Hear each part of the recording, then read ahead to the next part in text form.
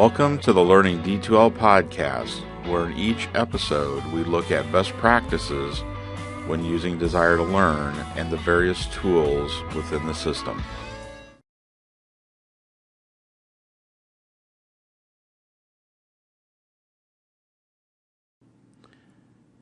This podcast is another of our best practices podcast for teaching online with D2L.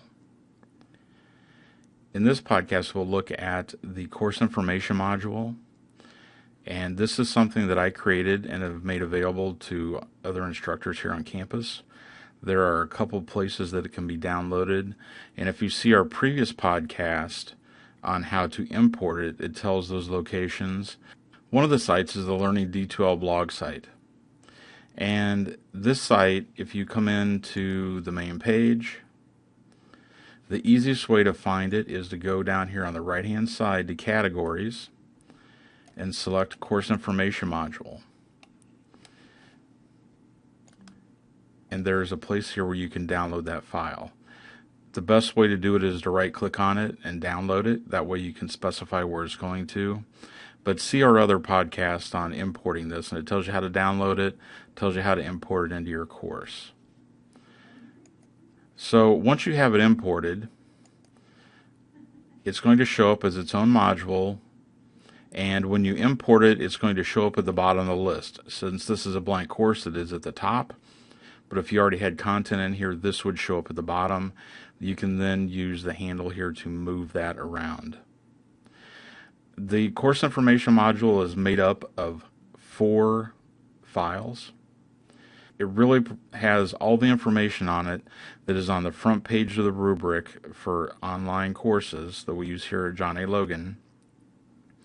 And those are all required items that you have to have in your course. Now, some are duplications of things that are in the syllabus, but it is a best practice to have important information duplicated in multiple places in your course. Okay, so you notice there are 4 files here, one of which is Instructor Information, Syllabus, Books and Materials, Course Objectives, Evaluation and Structure, and Policies. And we'll take a look at those in a minute.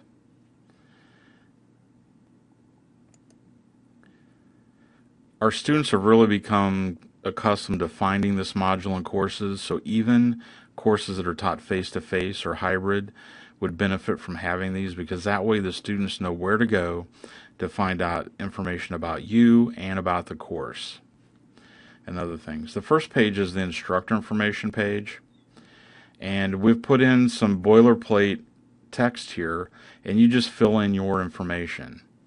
And to do that, you would just go down here to Edit HTML, and you would put your name in.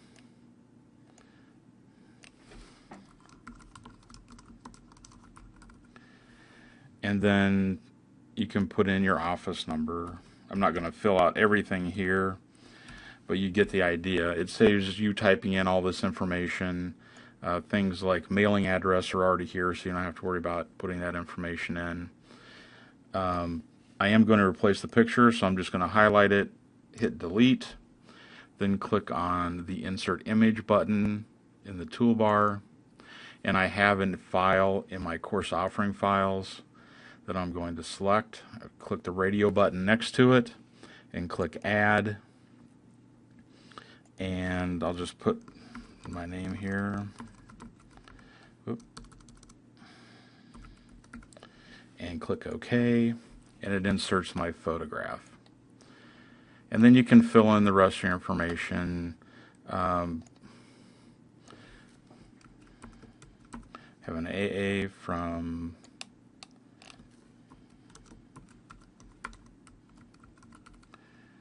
and this is southeastern Iowa, not Illinois.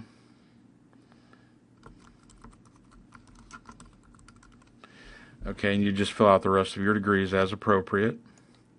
And then there's a place at the bottom for office hours.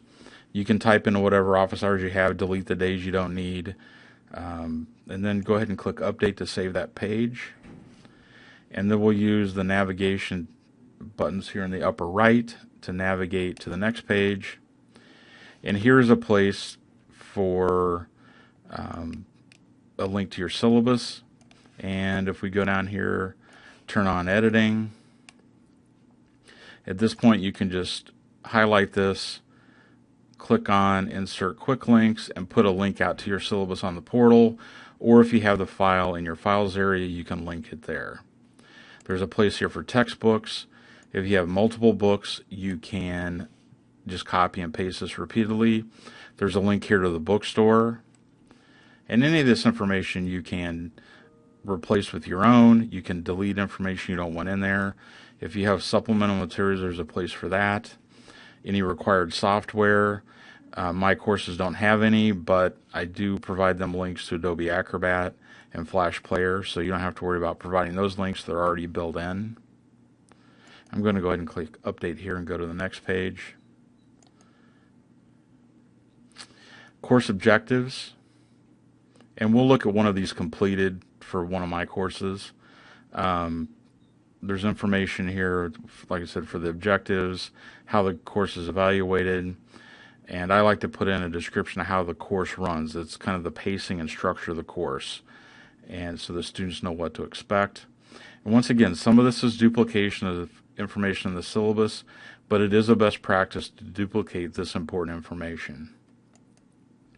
And the last of the files is a page for policies. Now we've put in 3 policies by default here. Feel free to use them. Feel free to replace them with your own. Feel free to delete the ones you don't want to use.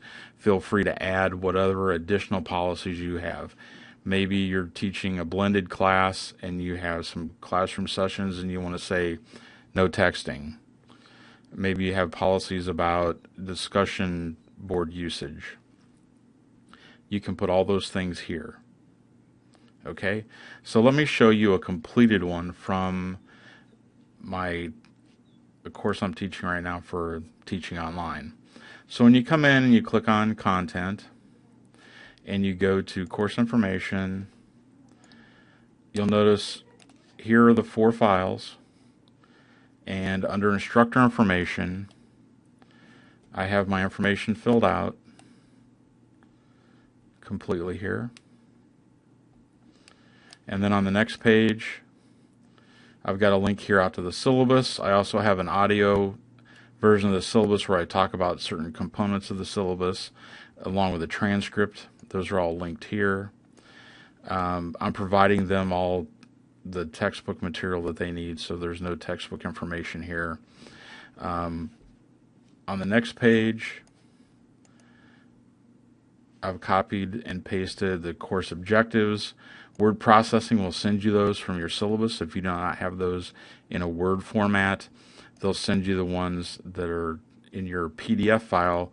Those cannot be copied from the PDF file, so you actually need to have the Word document, and word processing will send that file to you so you don't have to retype those. Now, normally here you would put what percentage of the course is worth, tests are worth so much, quizzes so much. This is really a training course where they complete or they don't complete things. So there are no exams or grades in the course. And normally here, like I said, I like to put a description about how my course is paced. Mine's normally on a weekly basis. And notice this says these are weekly modules. But you can let the students know how your course, if you typically have quizzes on certain days of the week, you can put that kind of information in. And then on policies, I've got response time. I've got information on how to contact me about personal and non-personal requests. I've got a plagiarism statement. So once again, you can highly customize these pages, but it saves everybody from recreating the basic boilerplate things in each course. So once you import it, you can just tweak it, and then you can actually copy it between courses or export it from your course and import it into another one. And once again, this is one of our best practice podcasts on teaching online with D2L.